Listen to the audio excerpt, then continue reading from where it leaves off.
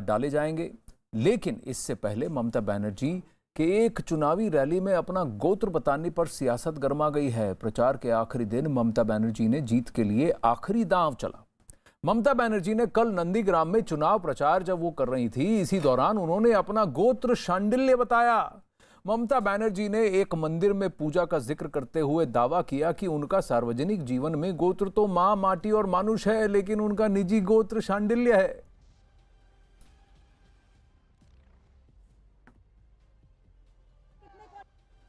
পরিবার মানুষের পরিবার। কিছুক্ষণ আগেও আগের মিটিংটায় মন্দিরে গেলাম, ঠাকুর মশাই ঠাকুর মন্দিরের ছবি নিয়ে দাঁড়িয়েছিলেন, পুজো নিয়ে দাঁড়িয়েছিলেন। তো আমাকে জিজ্ঞেস করছিলেন, মা তোমার গোত্রটা বলবে?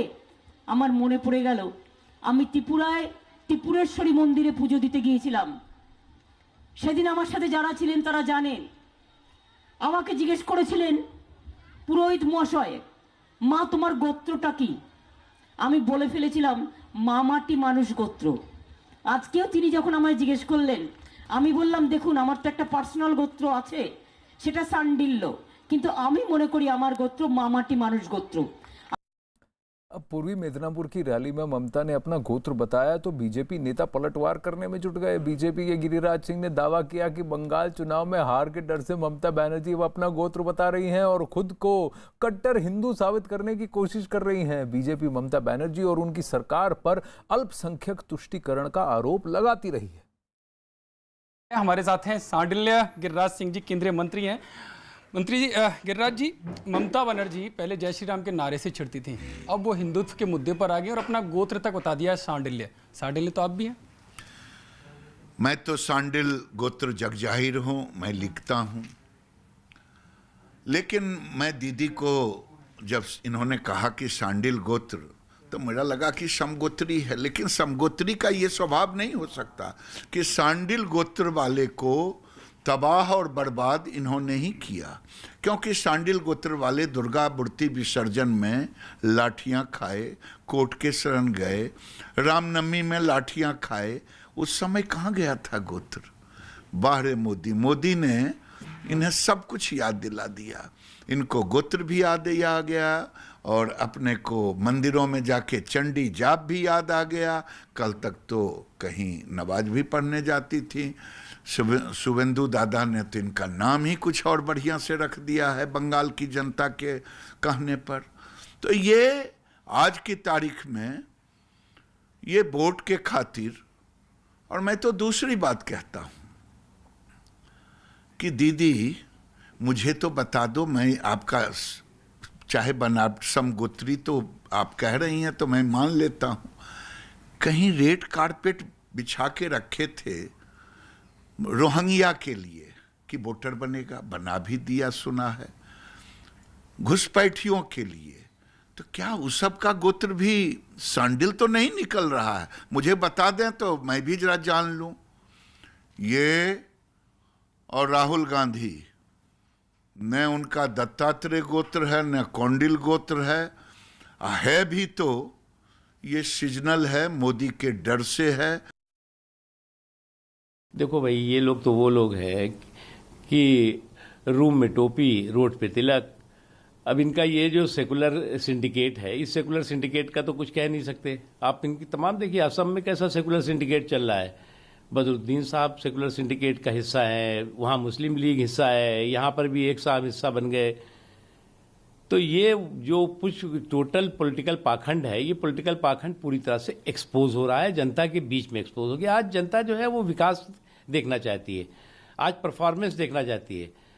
आप परफॉर्मेंस में जीरो हैं, आप पंगे में हीरो बनी हुई हैं।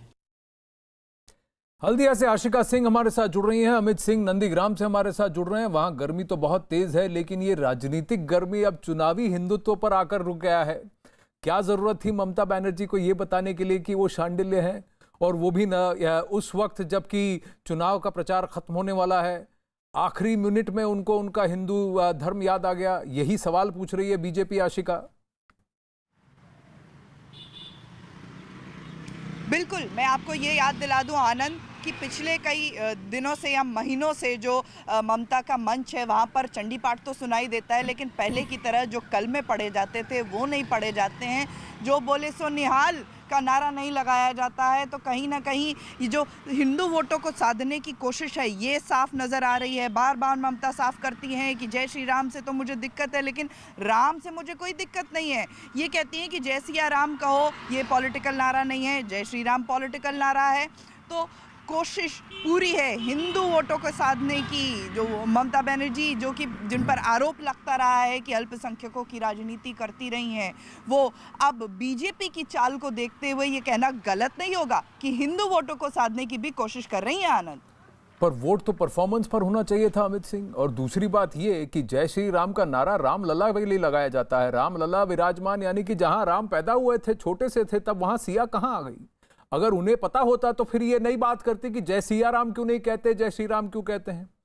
अब चुनाव के आखिरी मिनट, प्रचार के आखिरी रैली में उनको उन्होंने गोत्र क्यों याद आया, त्रिपुरेश्वरी मंदिर क्यों याद आया, जबकि त्रिपुरा में जो बंगाली थे उनके बारे में तो कभी नहीं बोली ममता बनर्जी। जी हाँ, बिल्कुल। और बीजेपी, आनंद, यही सवाल है बीजेपी लगातार उठा रही है और बीजेपी कह रही है कि 10 साल से ममता बनर्जी सत्ता में है और 10 साल से वो अपने विकास के एजेंडे वो क्या उस बारे में वो क्यों नहीं कह रही है जनता को। और चुनाव के आखिरी दौर में जब कल चुनाव प्रचार खत्म हो रहा था तो उस समय ममता बनर्जी ने अपना गोत्र बताया और उसके बाद जो है लगातार बीजेपी हमलावर हो गए। बीजेपी के गिरिराज सिंह ने साफ तरीके से सवाल उठाया, कहा कि शांडिल्य गोत्र के वो हैं और वो बाकायदे आप उनको किसी के इसके बारे में बताने की जरूरत नहीं है, वो बहुत पहले से लिख रहते थे। लेकिन जिस तरीके से ममता बनर्जी पहले कलमा पढ़ती थी और उसके बाद तमाम, लेकिन जब उन्होंने ऐलान किया कि नंदीग्राम से वो शुभेंदु के खिलाफ चुनाव लड़ेंगे और जब पहला उनका चॉपर लैंड हुआ तब सबसे पहले उन्होंने चंडी पाठ किया, उसके शिव मंदिर गई, उसके बाद तमाम चंडी पाठ। आप बताओ, मुख्यमंत्री अगर अपने मंत्री से लड़ने आ जाए तो बड़ा कौन है ये बताओ। बड़ा नेता कौन है? बड़ा नेता कौन है? अपने आप जवाब दे रहे हो। और ये याद रखना कि अभी रुकेंगी नहीं। ममता जी नंदीग्राम में हार रही है।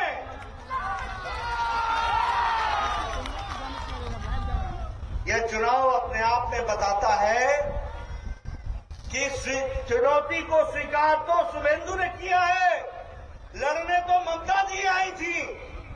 और यह बात स्पष्ट है कि नंदीग्राम की जनता ने साफ संदेश देना है कि सारे बंगाल में टीएमसी साफ है और भारतीय जनता पार्टी खड़ी होगी। ये बात साफ है। इसलिए मित्रों, हमको इन सारी बातों को ध्यान में रख करके यहां भी हमको तुषार भाई का ध्यान रखना।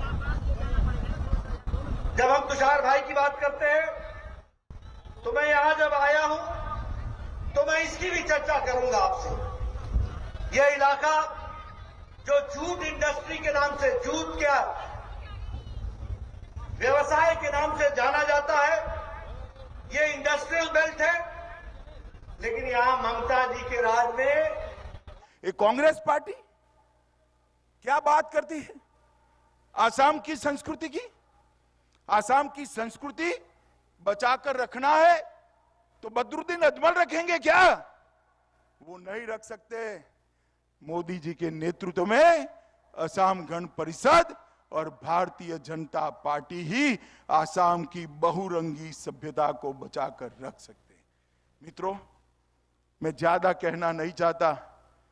मैं हमारे प्रत्याशी राय को जिताने के लिए यहां आया हूं। ये अजय एक सच्चा लड़ाका कार्यकर्ता है। इसको एक बार विधायक बनाओ, पूरे क्षेत्र के सारे प्रॉब्लम सॉल्व करने में ये दिन रात आपके बीच में रहेगा। मुझे बताओ, कमल फूल के निशान पर बटन दबाओगे क्या? सुनाई नहीं पड़ता, जोर से बोलो, बटन दबाओगे? अजय कुमार राय को जिताओगे? बाढ़ मुक्त आसाम बनाओगे? घुसपैठिया मुक्त आसाम बनाओगे? बदरुद्दीन और राहुल गांधी को हराओगे? मोदी जी के हाथ मजबूत करोगे तो मेरे साथ दोनों हाथ उठाओ, उठाइए दोनों हाथ, विजय के संकल्प की मुट्ठी बींचिए और प्रचंड आवाज से बोलिए, भारत माता की, भारत माता की, भारत माता की, वंदे वंदे वंदे वंदे। अखाड़ा में इस वक्त बड़ी खबर, वहां अमित शाह चिरांग में बोल रहे हैं, लेकिन नंदीग्राम से खबर आई है कि शाम 6:30 बजे से धारा 144 लागू होगी और 4 से ज्यादा लोग, इसका मतलब है कि एक साथ वहां जुट नहीं सकते। चुनाव प्रचार तो बंद हो चुका है, लेकिन उसके साथ ही अब कड़ी सुरक्षा के प्रबंध भी किए जा रहे हैं। कर्फ्यू जैसा माहौल हो जाएगा ताकि लोगों को डराने धमकाने का काम ना हो, कहीं पर भी किसी तरह का कोई झगड़ा ना हो, लड़ाई झगड़ा फसाद ना हो, बमबारी ना हो। इस लिहाज से आज शाम 6:30 बजे से धारा 144 लागू हो गई है। नंदीग्राम के सारे पुलिस स्टेशन संवेदनशील घोषित कर दिए गए हैं। कल सुबह 7 बजे से 335 पोलिंग बूथ संवेदनशील हैं। कल सुबह 7 बजे से वोटिंग शुरू हो जाएगी, मतदान शुरू हो जाएगा। लेकिन आज शाम को 6:30 बजे से नंदीग्राम, पूरे नंदीग्राम में 335 पोलिंग बूथ, सारे पुलिस स्टेशन संवेदनशील, ये ऐलान कर दिया गया है। अमित सिंह हमारे साथ जुड़ रहे हैं। सबसे बड़ी बात यह थी अमित कि डर का माहौल हटाने की जरूरत है, किसी तरह की भी हिंसा ना हो, किसी तरह का उपद्रव ना हो, यह इंश्योर करने की जरूरत है। क्योंकि अगर पहले चरण में 80% वोटिंग हुई थी, वो इसलिए हुई थी कि लॉ एंड ऑर्डर एकदम टाइट था। जी हाँ, बिल्कुल आनंद, और लॉ एंड ऑर्डर टाइट रखा गया है और इसी वजह से जो है नंदीग्राम में सीआरपीएफ की 22 कंपनियों को है जो क्यूआरटी वैन के साथ लगातार मूवमेंट करते रहेंगी।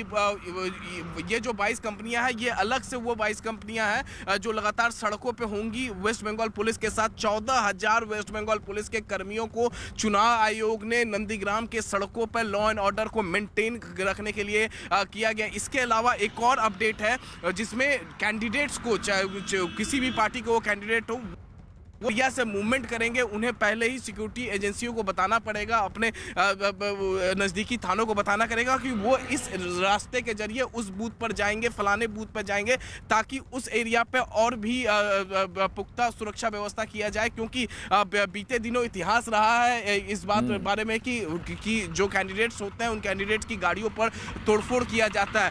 बूथ के अंदर पैरामिलिट्री फोर्सेस के जवान तैनात होंगे और साथ में लैंग्वेज की दिक्कतें ना हो, इसके वजह से जो है लोकल पुलिस का एक जवान बूथ के अंदर तैनात हो सकता है, लेकिन जो बागडोर होगी वो पैरामिलिट्री फोर्स के हाथ में होगी। इसके अलावा बात करें तो शाम को 6:30 बजे के बाद 144 धारा लग जाएगा, यानी एक जगह पर चार लोग खड़े नहीं हो सकते हैं। अगर पैरामिलिट्री फोर्सेस के जवानों को ऐसा यानी चुनाव आयोग ने इसको पूरी तरह से संज्ञान में लिया है कि दूसरे चरण के चुनाव को पूरी तरह से लोग बेखौफ आकर मतदान कर सके।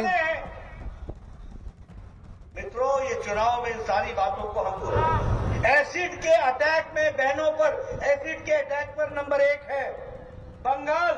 अटेम्प्ट टू मर्डर में सबसे आगे है बंगाल।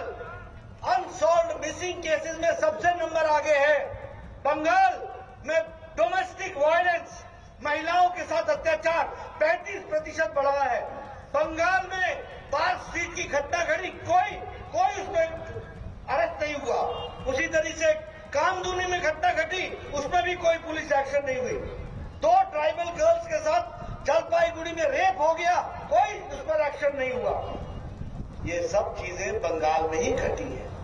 मैं ये इसलिए कह रहा हूं कि माटी मानुष कहने वाले लोग, बंगाल की बेटी कहने वाले, बंगाल की बहन कहने वाले, बंगाल की मां कहने वाले, बंगाल की दीदी कहने वाले, उन्होंने बंगाल की बहनों की क्या चिंता की। और आज मैं इस जनसभा में देख रहा हूं, पुरुषों से ज्यादा महिला शक्ति यहां पर उपस्थित है। ये बताती है कि बंगाल की महिलाओं ने तय कर लिया है कमल खिलाना है और टीएमसी को साफ करना है। ये बात तय हो चुकी है। तुष्टीकरण, मुझे कोई आपत्ति नहीं है, आप मुहर्रम में लोगों को छूट दो, ठीक है। लेकिन जब अयोध्या में प्रधानमंत्री जी शिलान्यास कर रहे हो और वर्षों के बाद, सालों, शतियों के बाद जब राम का भव्य मंदिर, भगवान राम का भव्य मंदिर बन रहा हो और भारत के प्रधानमंत्री वहां शिलान्यास कर रहे हो, तो बंगाल में कर्फ्यू लगा दो। ये तरीका है क्या? ये तरीका है क्या? इसको चलने देना है क्या? क्या भगवान श्री राम का भव्य मंदिर अयोध्या में बनना चाहिए कि नहीं बनना चाहिए? बनना चाहिए कि नहीं बनना चाहिए? तो फिर बंगाल में कर्फ्यू क्यों? अब आवश्यकता इस बात की है कि टीएमसी को चुनाव में मुंह तोड़ जवाब देना, यह हमारा काम है। इसको हमको समझना चाहिए, इसको हमको आगे बढ़ाना। दुर्गा पूजा के विसर्जन पर रोक, सरस्वती पूजा पर रोक। इस साल मैंने देखा कि टीएमसी के कार्यकर्ता बड़े बढ़ चढ़ करके सरस्वती पूजा मना रहे थे। अरे इस साल तो मनाने लगे, 4 साल कहां थे? अब तो ममता जी भी वो चंडी का पाठ कर रही हैं, तो पहले क्यों नहीं किया? अब क्यों याद आए? अब इसलिए याद आए कि बंगाल की जनता ने बता दिया है ममता जी का जाना तय है, भारतीय जनता पार्टी का आना तय है। इस बात को भी हमको ध्यान रखना है। दिल्ली में बाटला का कांड हुआ, मुजाहिदीन के वहां पर आतंकवादी के खिलाफ दिल्ली पुलिस ने एक्शन लिया। एक हमारा पुलिस ऑफिसर शर्मा मारा गया। ममता जी ने कहा ये फेक एनकाउंटर है। दिल्ली चली गई, भाषण दे डाला कि ये मुस्लिम भाइयों के साथ अन्याय हो रहा है, फेक एनकाउंटर हुआ है। हमारे लिए हिंदू हो मुस्लिम हो सब बराबर है। आतंकवादी आतंकवादी होता है। आज हाई कोर्ट क्या कहा ममता जी ने कि अगर ये फेक एनकाउंटर नहीं हुआ तो मैं राजनीति छोड़ दूंगी। अब हाई कोर्ट ने कह दिया है कि अरीज खान उर्फ जुनियाद ये टेररिस्ट है, ये मुजाहिदीन का टेररिस्ट है और उसके खिलाफ एक्शन लिया गया, उसको जेल में डाला गया है। ममता जी अब आप राजनीति छोड़ेंगी क्या? आप नहीं छोड़ेंगी तो बंगाल की जनता ने आपको सबक सिखाना तय कर दिया है। इस बात को भी आपको समझना चाहिए, ये भी आपको ध्यान रखना चाहिए। मित्रों, इस तरीके से राजनीति होती है, धर्म के नाम पर राजनीति होती है। देश में द्रोही को पनाह देने के लिए धर्म का सहारा लिया जाता है क्या? इस तरीके से लोग राजनेता बनेंगे? इस तरीके से एक प्रदेश का मुख्यमंत्री को इस तरीके से बर्ताव करना चाहिए क्या? इन सारी बातों का हम लोगों ने हिसाब लेना है और वो चुनाव में हिसाब देने का समय आया है, ये मैं आपसे निवेदन करना चाहता हूं। मित्रों, जब हम बंगाल की बात करते हैं तो हम यह भी बताना चाहते हैं कि बंगाल को मजबूती प्रदान करने का काम मोदी जी ने किया है। ये स्वच्छ भारत मिशन जिसमें 11 करोड़ हमारे इज्जत घर बने, ये 11 करोड़ का इज्जत घर बनना ये 11 करोड़ महिलाओं को इज्जत देने के बराबर है, ये बात हमको समझना चाहिए। और इसी तरीके से लगभग 1 करोड़ 4 लाख इज्जत घर यहां पर भी बने हैं, इसको हमको समझना चाहिए। यानी 1 करोड़ बहनें ऐसी थी जिनके घर में टॉयलेट नहीं था, और अगर उनके यहाँ टॉयलेट नहीं था तो वो सूर्योदय से सूर्यास्त तक इंतजार करती थी अपने दैनिक क्रम को जाने के लिए। मोदी जी ने उनको इज्जत दी है, उनका सशक्तिकरण किया है, महिला का सशक्तिकरण किया है, ये बात हम। उसी तरीके से उज्ज्वला योजना की दृष्टि से गैस के कनेक्शन देकर के महिलाओं को सशक्तिकरण करने का काम किया। उसी तरीके से आयुष्मान भारत ममता